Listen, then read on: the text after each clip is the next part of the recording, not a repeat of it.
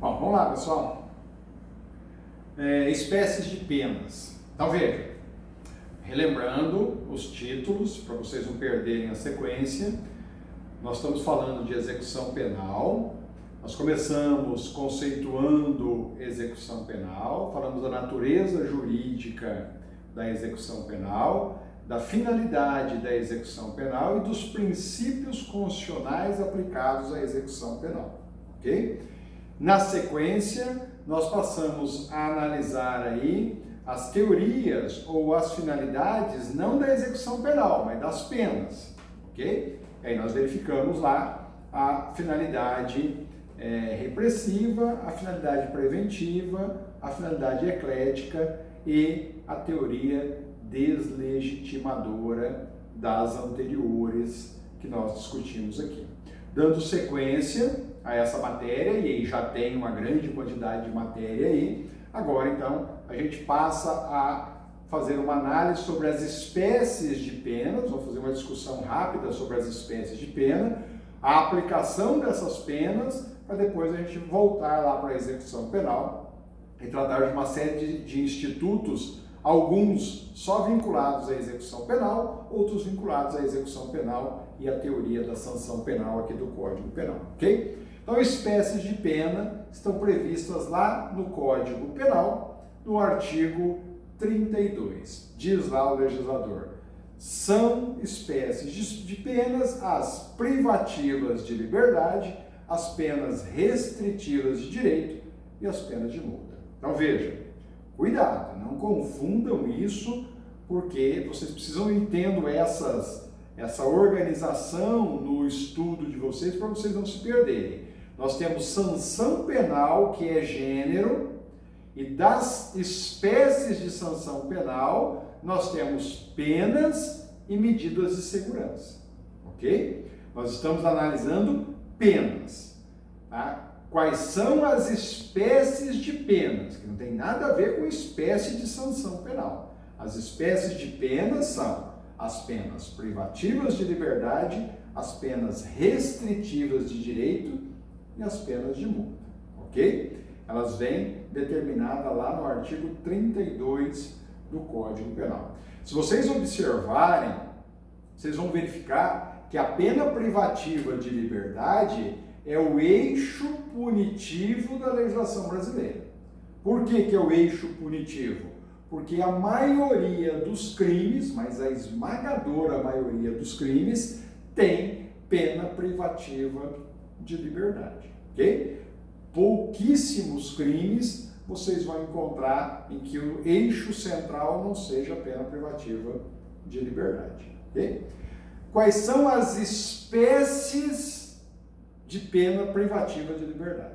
Olha as distinções. Sanção penal é gênero, dela surgem penas e medidas de segurança. As penas são das espécies privativa de pena privativa de liberdade, pena restritiva de direito e pena de multa. Agora estamos tratando, vamos começar a tratar da pena eixo central da legislação brasileira. Quais são elas? As penas privativas de liberdade. E quais são as espécies de penas privativas de liberdade?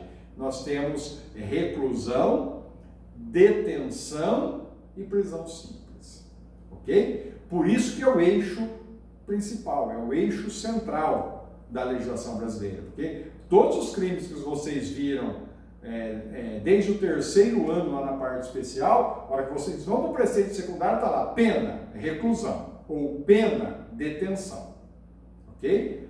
Ou reclusão e multa, ou detenção e multa, ou detenção ou multa, ou seja, você tem a pena privativa de liberdade como eixo central e a pena de multa que pode vir cumulada ou alternada com a pena privativa de liberdade, ok? Então vamos lá. As espécies de penas privativas de liberdade são reclusão ou detenção para os crimes. Os crimes vêm com pena de reclusão ou detenção. Então, apareceu lá no preceito secundário reclusão, já bota na cabecinha de vocês. Estamos diante de uma pena privativa de liberdade. Apareceu detenção, estamos diante de uma pena privativa de liberdade. E a outra espécie de pena privativa de liberdade, além da reclusão e da detenção, é a prisão simples. Só que a prisão simples, ela é utilizada somente para as contravenções penais. Ok? Decreto-Lei 3.688/41. É nesse decreto-lei que encontram-se as contravenções penais. E lá a prisão, a pena, a espécie de pena privativa de liberdade é a prisão simples, que pode vir cumulada ou alternada também com a pena de multa, porque a pena de multa também é uma espécie de pena. Ok? Então vamos lá. Pessoal, qual é a diferença da reclusão para a detenção e para a prisão simples? Cuidado, porque às vezes vocês vão ouvir dizer que a diferença entre reclusão e detenção é porque a reclusão é mencionada para os crimes mais graves e a detenção para os crimes menos graves ou de médio potencial ofensivo. Mentira! Reclusão e detenção não se distingue pela gravidade do crime, pela maior ou menor gravidade do crime, uma vez que reclusão e detenção só se aplica a crimes, ok? A reclusão, ela admite regime inicial fechado. Então veja, na reclusão é cabível os 3 regimes, não significa que sempre, obrigatoriamente, se a pena for de reclusão, vai iniciar no regime fechado. Ela admite o regime fechado, mas ela admite também o semiaberto e o aberto. Então, na pena privativa de liberdade da espécie reclusão, admite-se regime fechado, admite-se regime semiaberto e admite-se regime aberto. Okay? Aonde se executa a pena no regime fechado? O artigo 33 do Código Penal te posiciona quanto a isso. Ele diz: no regime inicial fechado, executa-se pena em penitenciária de segurança máxima ou média. No regime inicial semiaberto ou vindo de progressão de regime, a pena é executada em colônias agrícolas ou industriais, ou estabelecimentos similares, ok? E o regime inicial aberto, ou regime aberto, né, porque você pode vir de uma progressão ou começar direto no regime aberto, a execução da pena se dá em casa de albergado. Então nós vamos analisar isso com mais calma. Seguindo, entenderam isso? Joinha? Então vamos lá. Na reclusão, então, nós temos regime fechado, semiaberto e aberto. Na detenção, não se admite regime inicial fechado. O regime mais gravoso na detenção é o semiaberto. Então, na detenção, o regime inicial de execução de pena mais grave é o semiaberto, depois o aberto. Então, olha a perguntinha, cuidado. Após iniciada a execução da pena de detenção no regime semiaberto, pode haver regressão para o regime fechado. Então, se perguntarem para vocês, na detenção, o condenado pode iniciar a execução da pena no regime fechado? Não pode. Mas iniciada a execução da pena no regime semiaberto, ele pode regredir para o regime fechado? Aí pode. Então, a detenção admite executar a pena no regime fechado? Sim, é possível, desde que por regressão de regime após iniciada a execução da pena no semiaberto ou no aberto. Tá? Nada impede também de o indivíduo ser condenado a uma pena de detenção, ele começar no semiaberto e progredir para o aberto, depois regredir para o fechado, ou ele começar direto no regime aberto e regredir, ou para o semiaberto, ou regredir direto para o regime fechado, porque a regressão admite salto, enquanto a progressão não. Nós vamos falar disso mais adiante. Tá?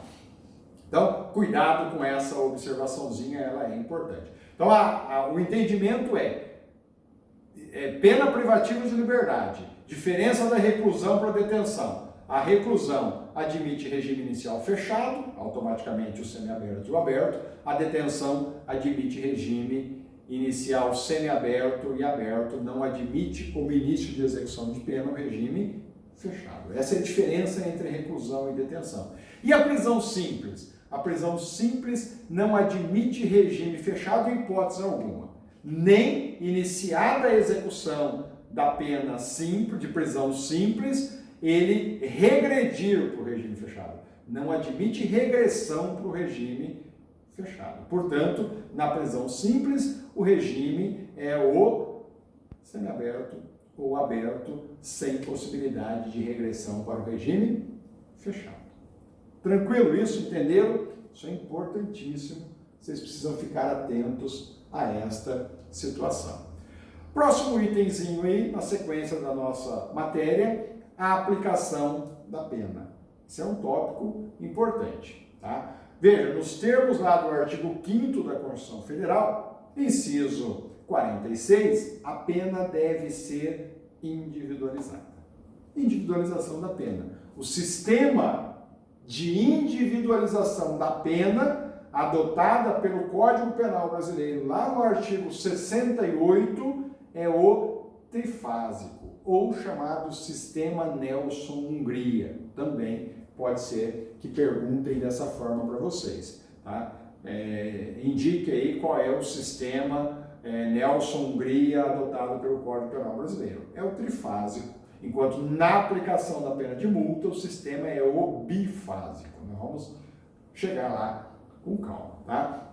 Então, se vocês pegarem lá o artigo 68 do Código Penal, o legislador vai lá e menciona que na aplicação da pena o juiz precisa primeiro analisar as circunstâncias do artigo 59, são as chamadas circunstâncias judiciais, depois numa segunda fase ele analisa as agravantes e atenuantes e por fim, numa terceira e última fase, por isso trifásico, as causas de aumento e diminuição de pena. Certo? Classificação dessas circunstâncias. Sistema trifásico, eu acabei de falar, circunstâncias judiciais, circunstâncias agravantes e atenuantes, circunstâncias qualificadoras. Vamos entender a diferença de cada uma delas. Como nós estamos falando de circunstâncias, vamos então classificar essas circunstâncias. E elas são classificadas como circunstâncias judiciais ou circunstâncias legais. Nós temos as circunstâncias judiciais e as circunstâncias legais. Olha que facinho, tranquilo. Quais são as chamadas circunstâncias judiciais? Em regra, as circunstâncias judiciais, elas estão previstas lá no artigo 59 do Código Penal. São 8 circunstâncias judiciais que nós vamos falar de cada uma delas em breve nos próximos encontros que teremos. E aí vem a perguntinha. Senhor, no artigo 59, ou então as circunstâncias judiciais, eu só as encontro no artigo 59 do Código Penal, por isso que eu mencionei aí para vocês, em regra, elas estão no artigo 59 do Código Penal. Alguns anos atrás, né, um período anterior aí, a resposta era só no artigo 59, hoje não mais. Excepcionalmente, nós encontramos circunstâncias judiciais chamadas circunstâncias judiciais especiais também em outras legislações. Tá? Então veja, só a título de exemplificação, se você pegar lá o Código de Trânsito Brasileiro, tá? Lei 9.503 de 97, foi a primeira lei extravagante, a primeira lei especial que trouxe circunstâncias judiciais específicas. Ou seja, fora lá do artigo 59 do Código Penal. Se você apanhar a Lei 9.503, Lei 9.503/97, Código de Trânsito Brasileiro, você der uma olhadinha lá no artigo 291, parágrafo 4º, você vai encontrar lá outras circunstâncias judiciais, além das do artigo 59 do Código Penal. Só que essas são especiais, elas só se aplicam aos crimes de trânsito, só aos crimes na direção de veículo automotor. Tá? O legislador deixa bem claro isso lá. São condições judiciais especiais. Portanto, só se aplica aos ilícitos da Lei 9.503. Só essas que nós temos, especiais, ou seja, fora do artigo 59 do Código Penal? Não, nós encontramos também circunstâncias judiciais especiais lá no artigo 42 da Lei 11.343 de 2006, ou seja, a Lei Antidrogas. Tá? Só vocês verificarem lá, muito comum você confundir a Lei Antidrogas com a Lei Maria da Penha. A Lei Maria da Penha é 11.340/06.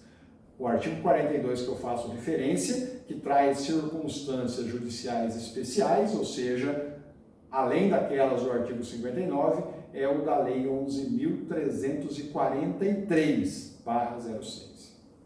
Certo? Então, fica aí a dica em relação a isso. Circunstâncias judiciais, em regra, artigo 59 do Código Penal, são 8, vamos analisar cada uma delas. Excepcionalmente, vocês encontram também leis extravagantes. A título de exemplo, a Lei 9.503 e a Lei 11.343/06. As circunstâncias legais, elas são divididas aí em qualificadoras, agravantes e atenuantes, majorantes e minorantes.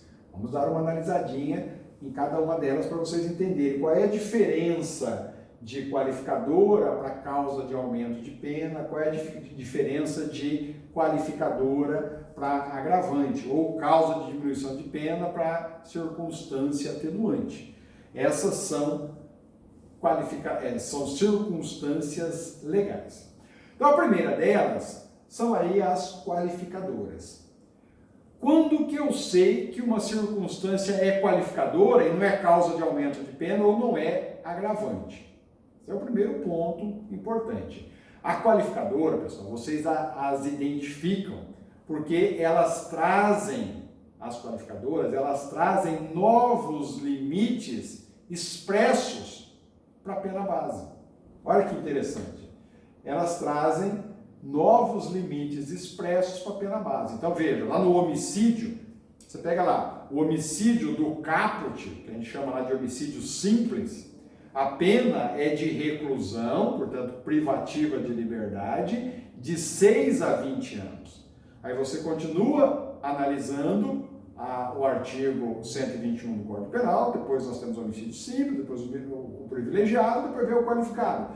Quando entra o homicídio qualificado, vocês vão verificar lá que a pena não é mais a mesma da pena base.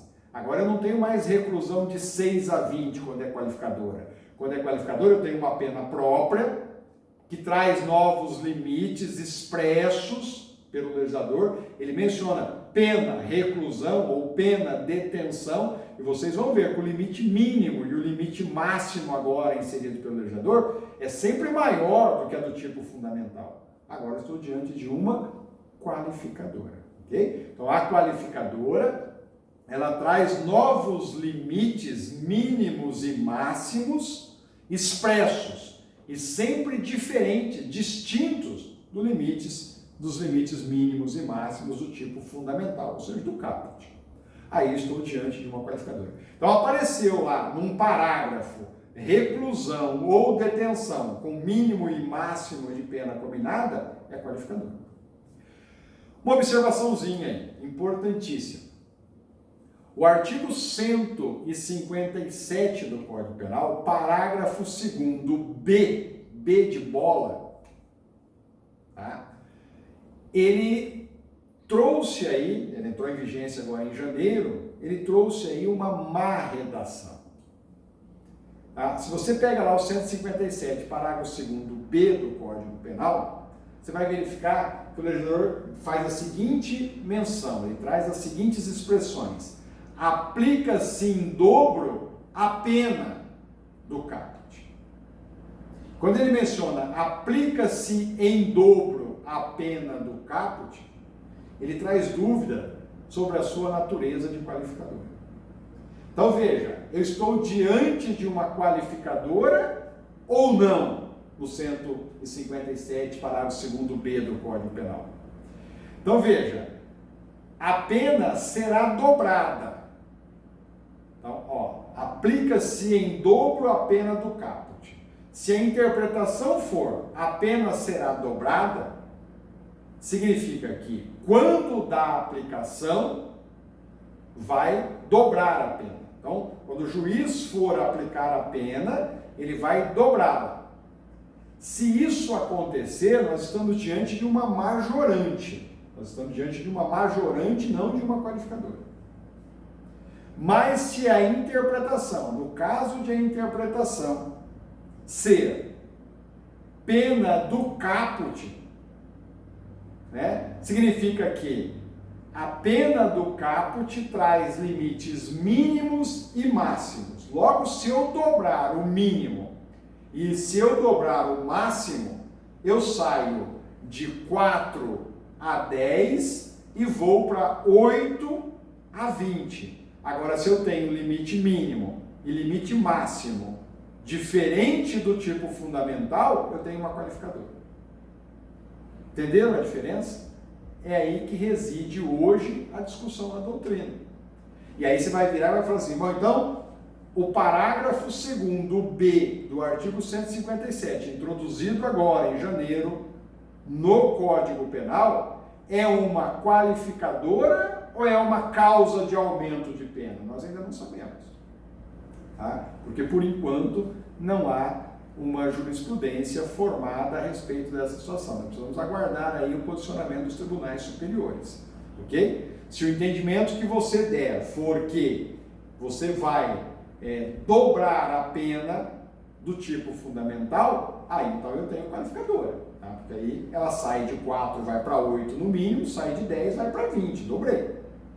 Se você entender de forma diferente, tá? Se você entender que ela será dobrada quando da aplicação da pena, aí eu estou diante de uma causa de aumento. Tá? Daí os dois posicionamentos vigentes hoje na doutrina. Vamos aguardar aí a pacificação ou o posicionamento da jurisprudência majorante quanto a esta hipótese. Então, por enquanto, tranquilo.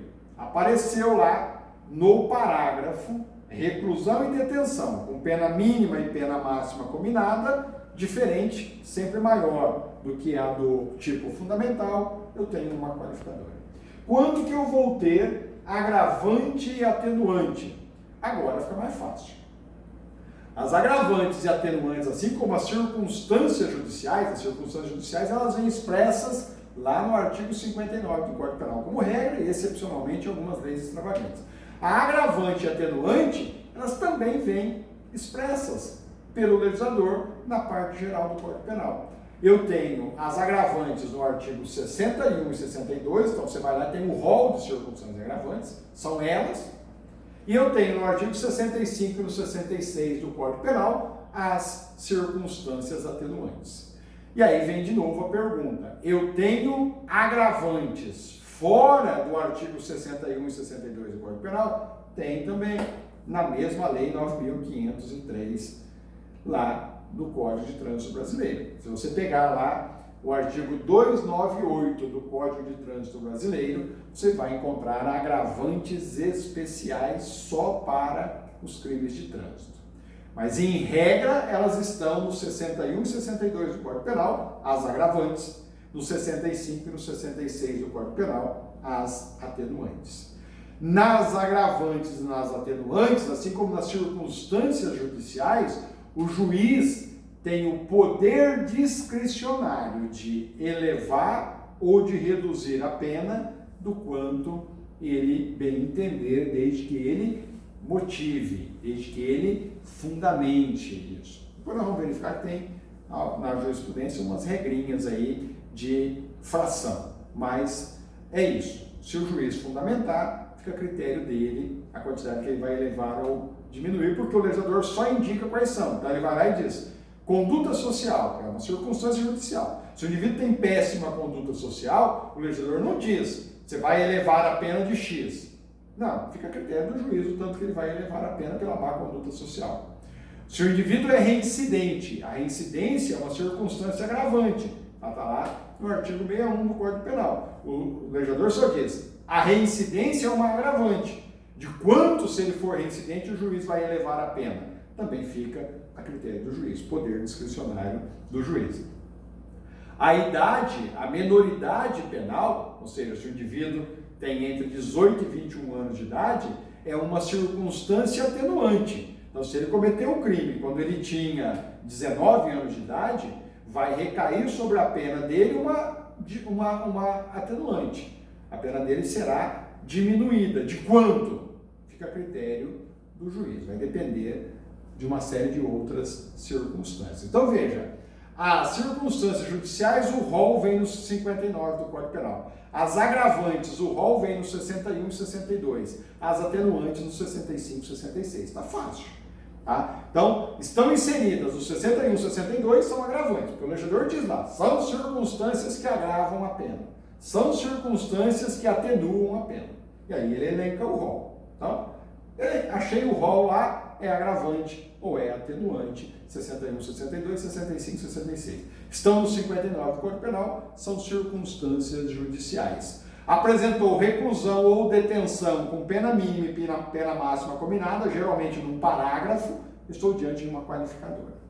E as minorantes e as majorantes, ou majorantes e minorantes, conforme eu passei aí para vocês. Majorante é a mesma coisa que causa de aumento de pena. Minorantes é a mesma coisa que causas de diminuição de pena. Agora, pessoal, as majorantes ou as minorantes são circunstâncias que aumentam quando majorantes ou que diminuem quando minorantes a pena mediante o uso de fração. Então apareceu lá, aumenta-se a pena de 1/3, aumenta-se a pena de metade, aumenta-se a pena de 1/3 a 2/3 e assim sucessivamente, eu estou diante de majorante. Diminui-se a pena de 1/3, diminui-se a pena de metade, eu estou diante de minorante, causa de aumento ou causa de diminuição de pena. Agora, o juiz não tem mais o poder discricionário. Agora, nas majorantes ou minorantes, quem determina a quantidade de aumento ou a quantidade de diminuição, dependendo do caso concreto, o legislador vai mencionar quais são eles, o juiz está obrigado a impor aquela fração de aumento ou aquela fração de diminuição. Então apareceu frações, metade, 1/3, 2/3, 1/6, 1/5, 1/4 e etc. Eu estou diante de causa de aumento ou causa de diminuição, que é mais comum aparecer para vocês na doutrina, em concurso, no exame da OAB, com majorantes ou minorantes. Então, resumindo, para ficar bem facinho de vocês entenderem, circunstâncias qualificadoras do crime.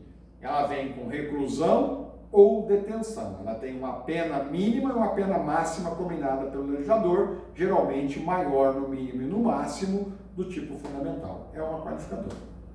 Quando aparecem causas de aumento ou causa de diminuição, majorante ou minorante, eu as identifico por frações. Metade, 1/3, 2/3, de 1/3 a 2/3 e assim sucessivamente. As circunstâncias judiciais vêm no artigo 59 do Código Penal, o legislador elenca lá o rol. As agravantes e atenuantes vêm no 61, 62, 65, 66 do Código Penal. A perguntinha, só para a gente finalizar isso, eu analiso as circunstâncias judiciais do artigo 59 no critério trifásico na primeira fase da pena. Na segunda fase de fixação da pena, eu vou analisar as agravantes e as atenuantes. Na terceira e última fase de individualização da pena, eu analiso as majorantes e as minorantes. A pergunta que eu faço para vocês é: em qual das 3 fases eu analiso as qualificadoras? E aí? Se na primeira fase eu analiso as circunstâncias judiciais do artigo 59, na segunda fase eu analiso as agravantes do 61 e 62, ou as atenuantes do 65 e 66, como regra, tratando do Código Penal, e na terceira fase eu analiso as majorantes ou minorantes, ou seja, causa de aumento ou causa de diminuição de pena, e agora elas em frações, se presentes, quando que eu analiso, ou em qual das fases eu analiso as qualificadoras? ok? Pessoal, simples. Em nenhuma delas. Né? As qualificadoras eu não analiso nem na primeira, nem na segunda, nem na terceira. Ou seja, eu preciso, antes de começar a aplicação da pena, antes de começar a primeira fase de fixação da pena, verificar se o crime imposto ao condenado é simples ou qualificado. Se ele for simples, eu vou começar a primeira fase, que é a análise das circunstâncias judiciais, analisando a pena mínima do tipo simples, do tipo fundamental simples. Se ela for qualificada, eu começo com a pena combinada mínima para a qualificadora. Portanto, a qualificadora, eu analiso ela antes de começar a análise das 3 fases lá do artigo 68 do critério trifásico do Código Penal. Muito cuidado com essa perguntinha, porque ela é recorrente, vocês precisam ficar atentos a esta situação. Outros pontos importantes e relevantes para lá, professor, o senhor falou que na primeira fase eu analiso as circunstâncias do artigo 59 e elas estão lá no 59. Na segunda fase eu analiso as agravantes e atenuantes 61, 62, 65, 66. O rol está lá, perfeito. Está lá na parte geral. Por isso que fala-se em agravantes genéricas ou atenuantes genéricas, porque elas estão lá na parte geral do Código Penal. E aí vocês vêm e falam o seguinte, em quais ou em qual artigo estão as qualificadoras? Ou em quais artigos estão as minorantes e as majorantes? Pessoal, elas estão espalhadas por toda a parte especial do Código Penal e no caso das majorantes e minorantes, inclusive na parte geral do Código Penal. Então, as majorantes e as minorantes eu encontro tanto na parte geral como na parte especial do Código Penal. Elas se espalham por todo o Código Penal, parte geral e parte especial, e também das legislações extravagantes, tá? As majorantes e as minorantes. E as qualificadoras? As qualificadoras eu encontro-as na parte especial do Código Penal. Em quais artigos? Naqueles que o legislador determinar que admite a forma qualificada. Portanto, fica a critério do legislador. Tanto as qualificadoras como as causas de aumento e causas de diminuição. Tranquilo até aqui? Paramos aqui. Ok? Um abraço.